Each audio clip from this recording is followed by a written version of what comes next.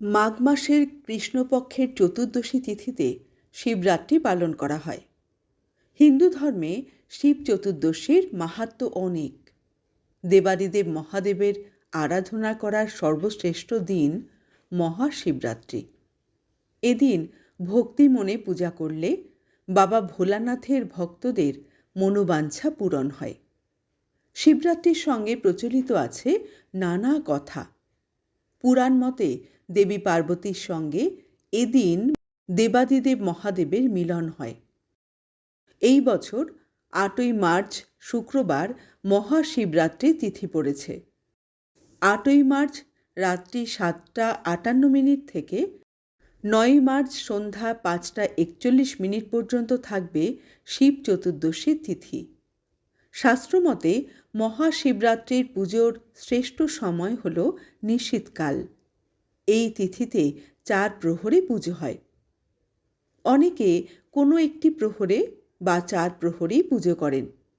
শাস্ত্রমতে মহাশিবরাত্রির তিথিতে সন্ধ্যাবেলা স্নানের পর শিবের পুজো করা উচিত। বিশ্বাস অনুযায়ী ব্রত পালনের পূর্ণ ফল লাভের জন্য সূর্যোদয় থেকে শুরু করে চতুর্দশী তিথি অস্ত হওয়ার মধ্যেকার সময় পর্যন্ত ব্রত সমাপ্ত করা উচিত। আবার কোনো কোনো ধারণা অনুযায়ী চতুর্দশী তিথি সমাপ্ত হওয়ার পর ব্রত ভঙ্গ করা শ্রেয়। শাস্ত্রমতে মহাশিবরাত্রি তিথিতে ৪ প্রহরে ভক্তি মনে শিব পুজোর বিশেষ মাহাত্ম্য রয়েছে। ৪ প্রহরে মহাদেবের পুজো করলে সমস্ত পাপ থেকে মুক্তি পাওয়া যায় এবং তার পাশাপাশি ধর্ম, অর্থ, কাম, মোক্ষ লাভ করা যায়। শিবরাত্রির প্রথম প্রহরে পুজোর সময় ৮ই মার্চ সন্ধ্যা ৬টা ২৭ থেকে ৯টা ২৮। প্রথম প্রহরে দুধ দিয়ে স্নান করাতে হয় মহাদেবকে।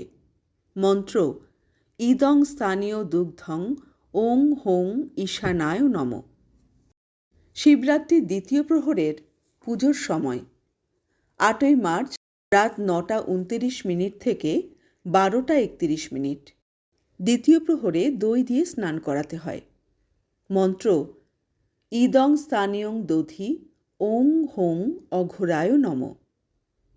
শিবরাত্রির তৃতীয় প্রহরের পুজোর সময় রাত ১২টা ৩২ থেকে ৩টে ৩৪।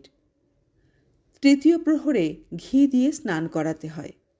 মন্ত্র ইদং স্থানীয় ঘৃতং ওং হোং বামদেবায় নমঃ।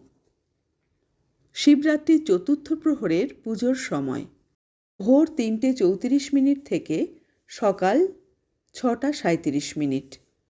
চতুর্থ প্রহরে মধু দিয়ে শিবকে স্নান করাতে হয়।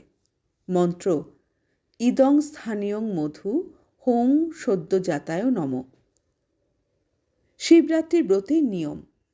শিবরাত্রির ব্রত পালন করার আগের দিন সংযম করতে হয়। এদিন সেদ্ধ চালের ভাত বা আমিষ খেতে নেই। আতপ চালের সিদ্ধ ভাত খাওয়ার নিয়ম। তবে কেউ চাইলে ময়দার তৈরি খাবারও খেতে পারেন। তবে সন্দক লবণ দিয়েই রান্না করতে হয়। শিব ঠাকুরের পছন্দের ফুল কোনটি?